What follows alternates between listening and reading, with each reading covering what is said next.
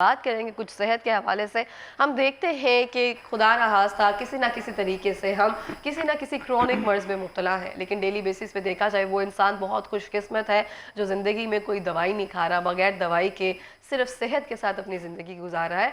लेकिन कुछ ना कुछ कभी ना कभी मर्ज में मुब्तला होते हैं और दवाइयों के दौरान कुछ लोग इन्हिसार करते हैं। कहा जाता है कि स्पेसिफिकली तो यकीन कामिल होता है, लेकिन बहुत से लोगों का जो इत्तेकाद और यकीन होता है वो होम्योपैथिक मेडिसिन पे होता है। होम्योपैथिक थोड़ी सी क्योंकि नेचुरल एक्सट्रैक्ट के साथ होती है, प्लांट्स, एनिमल्स और मिनरल्स के, तो उस तरह से नुकसान देनी होती, थोड़ा स्लो प्रोसेस होता है, लेकिन कहा जाता है कि अफादियत इसकी ज़्यादा होती है एज़ कम्पेयर टू एलोपैथिक। इस हवाले से बात करेंगे मैदे के अमराज के सिलसिले में, बच्चों के क्रोनिक मर्ज के सिलसिले में, कि किस हद तक होम्योपैथिक दवाई जो है वो कामयाब और मुअस्सर है। हमारे साथ इस टाइम स्टूडियो में मौजूद है जनाबा डॉक्टर फायजा जरी साहिबा, कंसल्टेंट होम्योपैथिक फिजिशियन। अस्सलाम वालेकुम। वालेकुम अस्सलाम। मैम कैसी हैं आप? अल्लाह का शुक्र। बहुत शुक्रिया प्रोग्राम में आने के लिए फर्स्टली तो, और सेकेंडली मैं आपसे पूछना चाहती हूँ मैम, अगर हम होम्योपैथिक मेडिसिन की बात करें, कहा जाता है नेचुरल एक्सट्रैक्ट से बनती है और एलोपैथिक दवाई के मुकाबले में इसके जो नुकसान होते हैं वो थोड़े से कम होते हैं। क्या ये बात दुरुस्त है? बिल्कुल, होम्योपैथिक की जो फार्माकोलॉजी है वो एलोपैथिक से डिफरेंट है। इसमें हम हर पेशेंट की हेल्थ, उसकी एज के अकॉर्डिंगली पोटेंसी को सिलेक्ट करते हैं, और बच्चों में, बड़ों में, सेनाइल एज के, ओल्ड एज के जो हैं अफराद, उनमें पोटेंसी डिफरेंट होती है। और इसकी फार्माकोलॉजिकल जो प्रोसेस होता है उसमें एक्सट्रैक्ट को इतना पोटेंटाइज किया जाता है कि उसके साइड इफ़ेक्ट्स नहीं होते। सही। अगर हम एलोपैथिक की बात करें तो वो टोटली हम सब के लिए एक तरह से होती है, बस उसकी क्वांटिटी कम कर देते हैं, पोटेंसी उस तरह से ही रहती है हम सब के लिए, हाई होती है कंपैरेटिवली। सही, तो हमारे लिए कम नुकसानदेह होती है एक तरह से देखा जाए तो। अगर हम बड़ों की बात करें, मरों के, अगर हम मैदे के अमराज की या पेट के अमराज की अगर बात करें, तो बड़ों के लिए होम्योपैथिक दवाई एज कम्पेयर टू एलोपैथिक कितनी फ़ायदेमंद है? होम्योपैथिक जो है वो एक होलिस्टिक अप्रोच रखती है। इसमें इसकी खसूसियत ये है कि ये एक पर्सनलाइज्ड ट्रीटमेंट को ऑफ़र करती है, जिसमें हर एक फ़र्द के लिए एक ख़ास तरीका इलाज उसके लिए डिज़ाइन किया जाता है। तो मैदे के अमराज में चूँकि जो गट हेल्थ है हमारी, वो एक हमारा स्टमक, हमारी गट हेल्थ, उससे ही तमाम हमारे फिज़ोलॉजिकल जो हमारे बॉडी के सिस्टम्स हैं वो रिलेट करते हैं। तो बेसिक हमारी बेसलाइन अगर गट हेल्थ हमारी सही होती है तो ओवरऑल हेल्थ हमारी ठीक होती है। तो होम्योपैथिक जो है वो नेचुरली एक तो स्टमक के प्रॉब्लम्स को सॉल्व करता है, दूसरा हमारी गट हेल्थ को, हमारे डाइजेस्टिव सिस्टम को इन्हांस भी करता है। तो जैसे हमने कहा कि स्लो मेडिकेशन एक तरह से होती है ना, आहिस्ता आहिस्ता असर करती है, क्योंकि हम इसको नेचुरल एक्सट्रैक्ट के साथ उसको करते हैं। तो फिर कितनी देर तक हम मैदे के जो अमराज, जो मरीज होते हैं, ये मेडिसिन इस्तेमाल करें तो नताइज जो है वो किस टाइम तक सामने आते हैं? इकरा, इसको हम एक मिथ कहेंगे कि ये स्लो एक्टिंग मेडिसिन है। अगर हम सही मेडिसिन की डायग्नोसिस करते हैं, चूँकि ये एक पर्सनलाइज्ड ट्रीटमेंट को ऑफ़र करती है, और हर पेशेंट के जो है टोटल सिम्टम्स के साथ साथ हम उसका लाइफस्टाइल को भी डिस्कस करते हैं। तो अगर हम पेशेंट के अंडरलाइंग काज तक पहुंच जाते हैं और उसके जो रूटीन है उसको पेशेंट के साथ डिस्कस करते हैं, और सही उसकी एज और उसकी हेल्थ के अकॉर्डिंगली सही प्रॉपर मेडिसिन और प्रॉपर पोटेंसी हम सिलेक्ट करते हैं, तो विद इन आवर्स जो है ये रिकवर कर लेती है। विद इन आवर्स हो जाती है रिकवर? जैसे हम कहते हैं कि एंटीबायोटिक लेते हैं तो फौरी तौर पर असर करती है, तो होम्योपैथिक भी इस तरह से बिल्कुल एक्यूट केसेस में जो है विद इन आवर्स जो है ये रिकवर कर लेती है, और जो क्रॉनिक केसेस होते हैं उसमें विद इन फ्यू वीक्स जो है ये काफ़ी रिकवरी हो जाती है। हमारे यहाँ ये प्रॉब्लम है कि सबसे पहले तो मोस्ट ऑफ द पीपल अपने ऊपर मेडिकल सेल्फ मेडिकेशन करते हैं, बहुत ज़्यादा। उसकी वजह से जो डिज़ीज़ है कॉम्प्लिकेशन में चली जाती है। फिर उसके बाद जो है वो काफ़ी मेडिकेशन जो है ट्राई करते हैं, फिर उसके बाद कहते हैं चले होम्योपैथिक को भी ट्राई कर लेते हैं। तो तब तक जो डिज़ीज़ है उसमें काफ़ी कॉम्प्लिकेशन आ जाती है। तो हर होम्योपैथ को अपने प्लेटफॉर्म पे जो है वो एक चैलेंज फेस करना पड़ता है, क्योंकि मेडिकेशन, ओवर मेडिकेशन की वजह से डिज़ीज़ में काफ़ी कॉम्प्लिकेशन आ जाती है, और लाइफस्टाइल मॉडिफिकेशन की भी काफ़ी ज़रूरत होती है। तो इसलिए कुछ ऐसी कॉम्प्लिकेटेड प्रॉब्लम्स होती हैं जिसमें लॉन्ग टर्म के बाद रिज़ल्ट मिलते हैं। हम पेशेंट को उसके बारे में अवेयर कर देते हैं, हम पेशेंट को उसके बारे में गाइड कर देते हैं, क्योंकि जब तक अंडरलाइंग काज रिकवर नहीं होगा, बीमारी अंदर से हील अप नहीं होगी, रूट कॉज जब तक रिकवर नहीं होगा तब तक जो है वो सिम्टम्स नहीं लेंगे। सही, जैसे कहते हैं slow and steady win the race, तो अगर आप थोड़ा सा इत्मीनान रखें तो असर तो ऑब्वियसली होता ही है, लेकिन थोड़ा सा करके। लेकिन जो काफ़ी प्रॉब्लम्स ऐसे हैं जिसमें विद एन आवर्स जो है, जैसे डायरिया है, वॉमिटिंग है, एक्यूट केसेस हैं, उसमें मेडिसिन जो हैं वो विद एन आवर्स जो है वो टोटल रिकवरी हो जाती है। अच्छा, बचपन में भी हमने देखा था होम्योपैथी की छोटी छोटी मीठी गोलियां आती हैं, वो बड़ा एक बच्चों को शौक होता है कि हमें वो मीठी गोलियां खानी है, उसके समथिंग ड्रॉप्स दिए जाते हैं जिससे वो पानी में एक्सट्रैक्ट करके हमने पीना होता है, तो इसकी दवाइयाँ थोड़ी सी ना हमें अच्छी लगती हैं ऐसे जैसे बचपन में देखें। अच्छा, मैं आपसे पूछना चाहती हूँ कि कौन से ऐसे मर्ज हैं जो होम्योपैथी की दवाई से और इलाज से बहुत जल्दी रिकवर हो जाते हैं? ऑलमोस्ट सारे इमराज ही जो हैं बहुत जल्दी और रिकवर हो जाते मतलब हैं। कौन सा ऐसा मर्ज है जिसको आपको लगता है कि होम्योपैथिक इसके लिए बेस्ट है? डाइजेस्टिव सिस्टम के जितने भी प्रॉब्लम्स हैं उसके लिए होम्योपैथिक सबसे बेस्ट है, क्योंकि ये सेफ़ है और ये नेचुरल सिस्टम को इन्हांस करती है। होम्योपैथिक उसके साथ हम उसको वाइटल फोर्स की टर्मिनोलॉजी यूज़ करते हैं, जिसमें मेडिसिन जो है वो हमारे इम्यून सिस्टम को बिल्डअप करती है।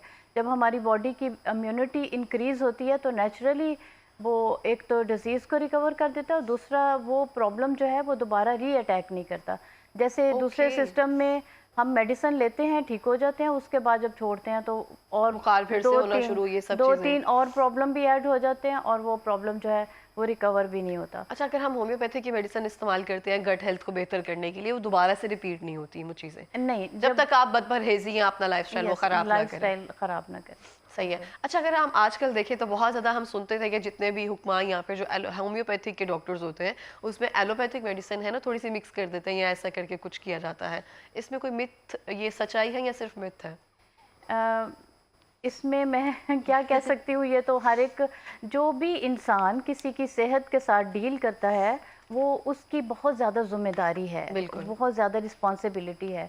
शिफा अल्लाह ताला के हाथ में है, जाने अल्लाह वाला। ताला ने शिफा देनी है और अल्लाह ताला के ही बंदे हैं जिनको अल्लाह ताला हमारे पास भेजता है। तो कल को जब आंसरेबल होना है तो अपने ईमान की मजबूती के साथ और अल्लाह ताला के सामने जवाब देने की नीयत के साथ हम पेशेंट को डील करें। होम्योपैथिक प्लेटफॉर्म ऐसा है कि जिसमें कंपैरेटिवली हमें प्रैक्टिस में बहुत मेहनत करनी पड़ती है, क्योंकि हमने पेशेंट की ओवरऑल जो उसकी पर्सनैलिटी है, हमने पेशेंट की मेंटल स्टेट को भी देखना है, उसकी इमोशनल और मेंटल स्टेट, उसकी हेल्थ को देखना है, उसके लाइफस्टाइल को देखना है, उसके प्रोफेशन को भी देखना है और उसके साथ साथ उसके इम्यून सिस्टम को देखना है, उसके डेली रूटीन को देखना है, उसके अकॉर्डिंगली हमने मेडिसिन एडवाइस करनी है। तो जो डॉक्टर अपने प्लेटफॉर्म पे मेहनत के साथ केस टेकिंग करता है और पेशेंट के साथ वो अटैचमेंट के साथ उसको हील अप करने की कोशिश करता है, तो अल्हम्दुलिल्लाह अल्लाह ताला उसमें शिफा भी देते हैं। जहाँ तक बात है कि दूसरी मेडिकेशन, तो ये शॉर्टकट्स हैं। मेरा नहीं ख्याल कि होम्योपैथिक में कोई भी ऐसे चांस है, क्योंकि इसकी फार्माकोलॉजी में इस तरह से इसको पोटेंटाइज किया जाता है कि इसमें दूसरी मेडिसिन ऐड करने की कोई चांस नहीं होता। और जो लोग होम्योपैथिक शुरू से इस्तेमाल करते हुए आते हैं ना, वो एलोपैथिक या इस तरफ कभी जा ही नहीं सकते हैं, क्योंकि उनको पता है कि मेरी एक प्रॉपर केस स्टडी हुई है, उनको पता है मैं क्या करता हूँ। जैसे आपने कहा कि पूरी एक केस स्टडी के साथ फिर उसको मेडिकेशन दी जाती है और वो ज़्यादा जल्दी रिकवर होने के चांसेस उसके होते हैं। अच्छा, मैं पूछूँ कि आजकल आपके पास पेशेंट्स तो आते होंगे, कौन से ऐसे मैदे के अमराज हैं आपको लगता है कि बहुत अभी रेगुलर चल रहा है एक तरह से, कि अब ये इतना ज़्यादा बढ़ता जा रहा है? पाकिस्तान में और ख़ास तौर पे हमारे लाहौर शहर में जो मैदे के अमराज हैं ना, उनकी शरह बहुत तेज़ी से बढ़ रही है। हम खाने में एहतियात नहीं करते। खाने में एहतियात है, लाइफस्टाइल है, कुकिंग मेथड्स हैं और कुछ ऐसे हमारे जो रेसिपीज़ भी चेंज हो गई हैं, कॉम्प्लिकेटेड हो गई हैं थोड़ी, कुकिंग मेथड्स भी बहुत चेंज हो गए हैं, जिसकी वजह से काफ़ी कॉम्प्लिकेशन है। IBS का प्रॉब्लम है, ये बहुत ज़्यादा पेशेंट्स को है और उसके साथ IBD है, इन्फ्लेमेटरी बाउल डिजीज़। इसके बाद गर्ट का प्रॉब्लम है, जिसको हम एसिड रिफ्लक्स कहते हैं, एसिडिटी का।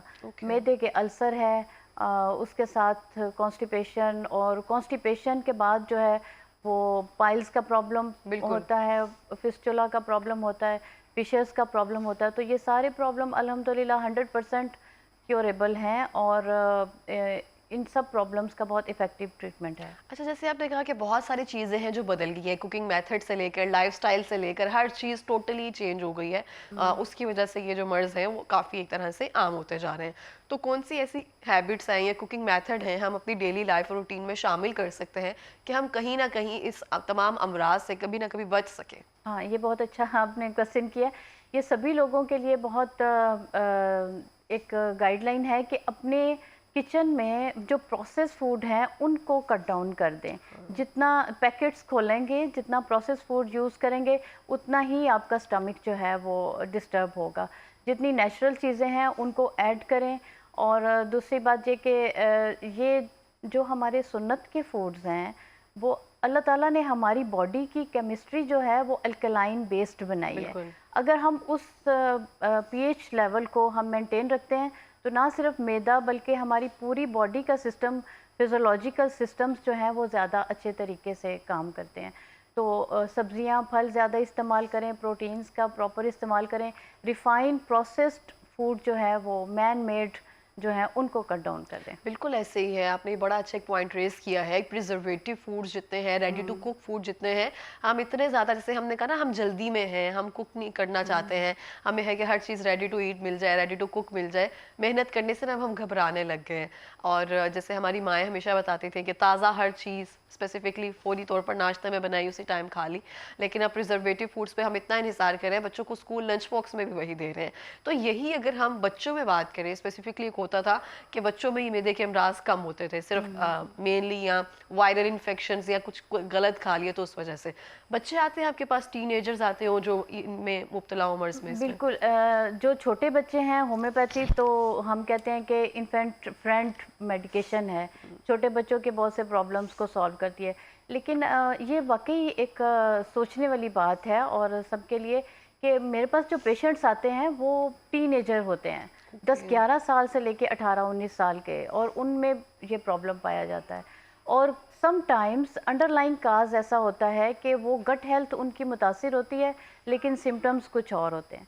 जैसे फॉर एक पेशेंट कुछ दिन पहले उसने मुझे किया, वो 18 इयर्स का एक लड़का था, उसको 3 साल से सांस में रुकावट आ रही थी। शॉर्टनेस ऑफ ब्रीदिंग का प्रॉब्लम था।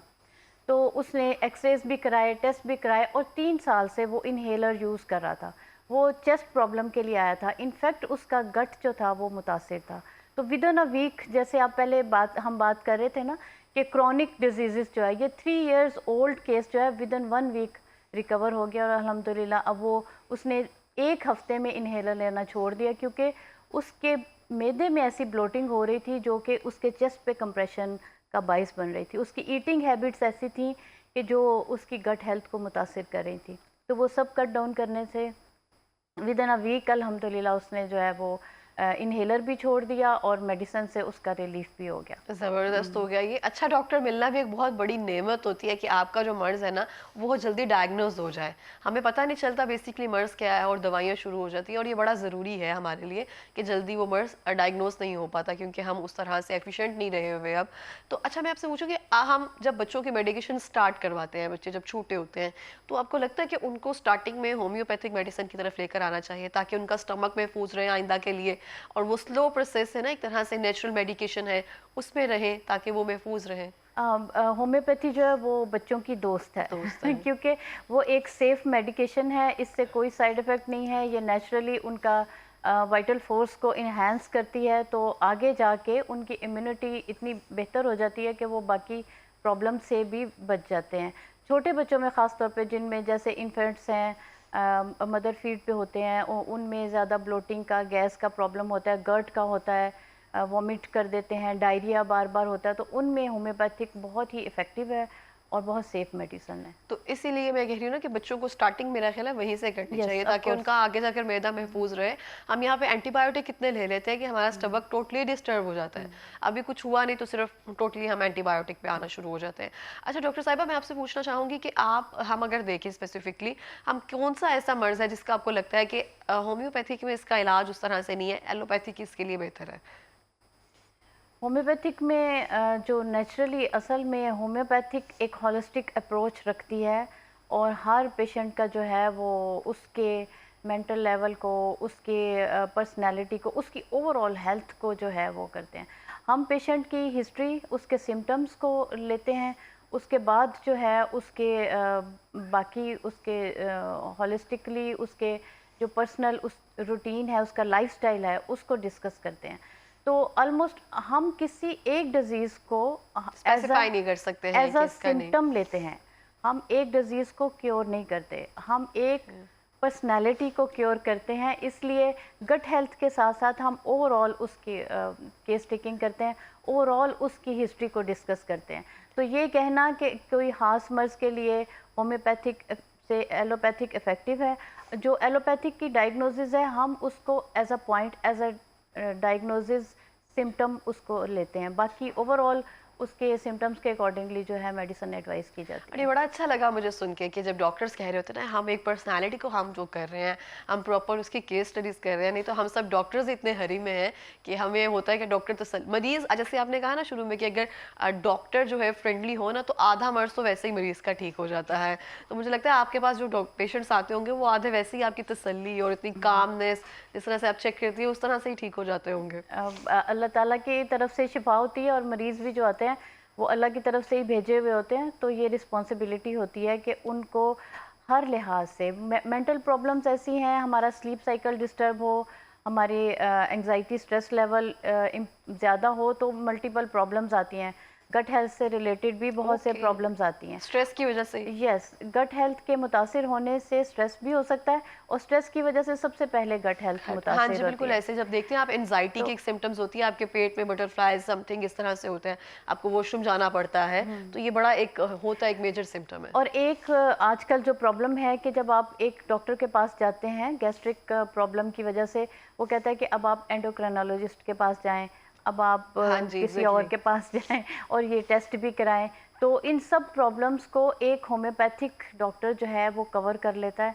और पहले हम कोशिश करते हैं कि हम टोटलिटी ऑफ सिम्टम्स की बेस पे जो मेडिसिन एडवाइस करते हैं, अगर उसमें हमें इम्प्रूवमेंट नहीं मिलती तो फिर हम एडवाइस करते हैं अच्छा अब आप ये ब्लड टेस्ट करवा लें, ये सस्पेक्टेड है, मे बी इनमें कोई प्रॉब्लम है जिसकी वजह से हमें मेडिसिन से रिज़ल्ट नहीं मिला।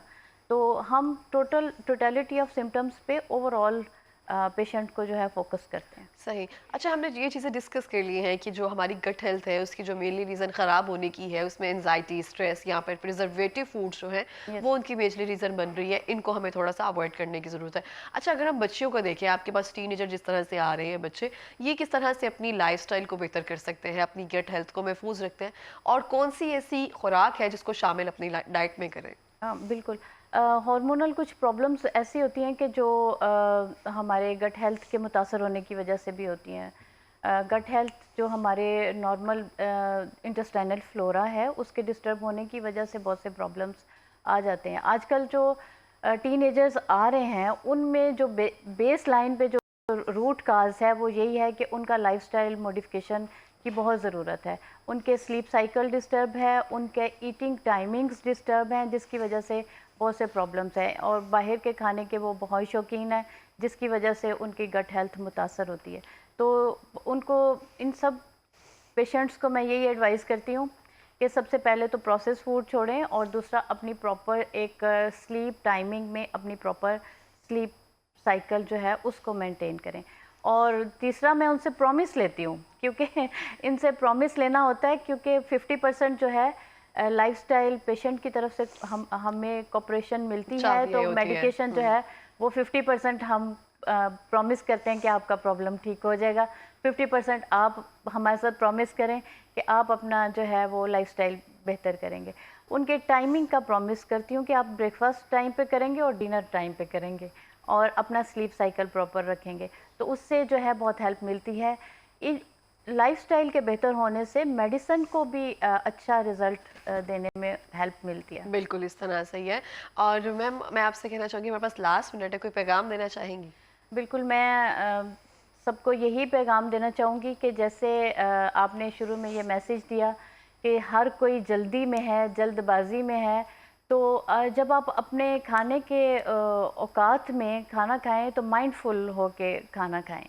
और अपनी गट हेल्थ को ख़ास तौर पे फोकस रखें, क्योंकि जब आप हमारा मैदा ठीक होता है तो ओवरऑल हमारे जो है इसके साथ बहुत को रिलेट करते हैं, हमारे हमारे लीवर फंक्शन रिलेट करता है, हमारी मेंटल वेलबींग जो है उससे रिलेट करती है।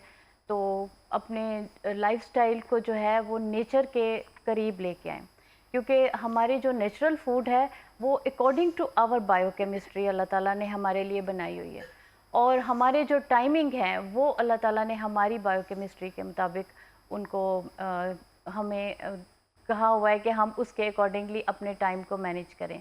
तो अपने जो क्लॉक है खाने का, सोने का, उसको अपने टाइम टेबल को मैनेज करें। इससे ना सिर्फ जो है बीमारियां ओवरऑल मैदे के अलावा बाकी प्रॉब्लम्स से भी हम बच सकते हैं, बल्कि हम नेचुरली जो है हमारे अंदर उतना जितनी लाइफ फास्ट है और जितना हमें कंपटीशन का सामना करना पड़ता है, तो हमारी जो हेल्थ है, सबसे पहले हम हेल्दी होंगे तभी कुछ और कर सकेंगे। बिल्कुल इस तरह से। Thank you so much ma'am programme में आने के लिए, अपना एक्सपीरियंस शेयर करने के लिए। और मैं भी यही कहना चाहूँगी, हम हेल्दी होंगे तो ही सब कुछ कर सकेंगे, और हेल्दी होने के लिए हेल्दी खाना बहुत ज़रूरी है।